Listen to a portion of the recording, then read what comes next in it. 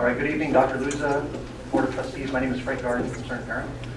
We've been requesting an evaluation of the superintendent's performance since June. According to Dr. Luza's original contract, it was due by no later than April, until the contract was unilaterally changed without public disclosure.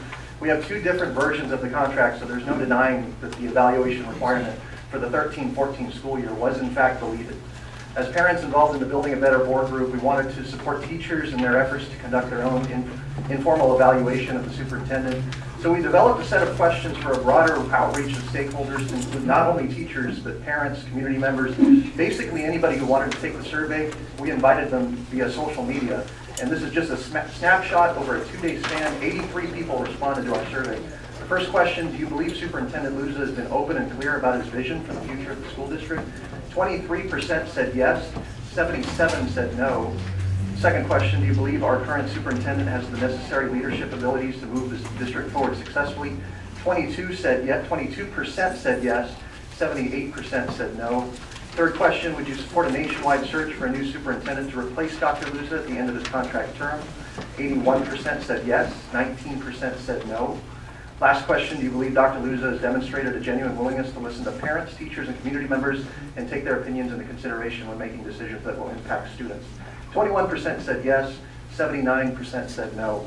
We also invited survey participants to comment on this issue. 30 comments were submitted, both positive toward the superintendent, but largely negative. Some comments, I have to say, were just downright racially motivated, but these are folks who obviously support the superintendent, so we don't want to exclude their voices. But the comment that was most concerning to me is located at the bottom of page 4 in the packet I just handed out. I think it's the same issue that was just talked about by the last speaker. A Lincoln school parent discussed the mishandling of a personnel issue. The lack of communication with parents, ultimately it created a negative climate for students. Once again, it's evidence of a bad personnel decision directly impacting our children, and this is not an issue that's arising out of Mission Park. So I think you should really be paying close attention to concerns like these, especially when it comes to ensuring the success of a program as important as dual immersion. Finally, I just want to tie this back to Carmel, since that's what you previously compared us to, Dr. Luza. So let's just draw that comparison here.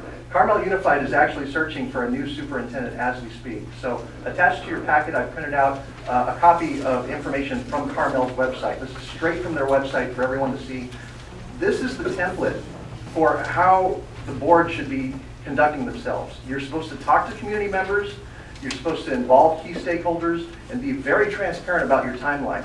Now last year, Janet Barnes, Ms. Rodriguez mentioned that she told teachers that she would support an open search for a new superintendent, and for whatever reason that did not occur. So based on our survey results, the Building a Better Board is taking a position here on behalf of parents and teachers who support immediate change in the district leadership. We are asking this board to open the search for a new superintendent right now. Thank you. Thank you. Thank you very much.